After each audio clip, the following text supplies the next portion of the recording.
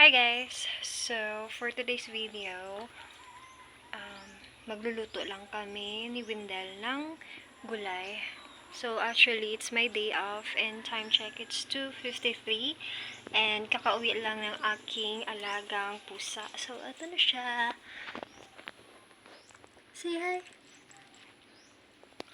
Ayun. So, galing siya guys doon sa Lagawan or Warangan. So, yeah. I did my I washed my clothes earlier. I made some of my shorts in YouTube.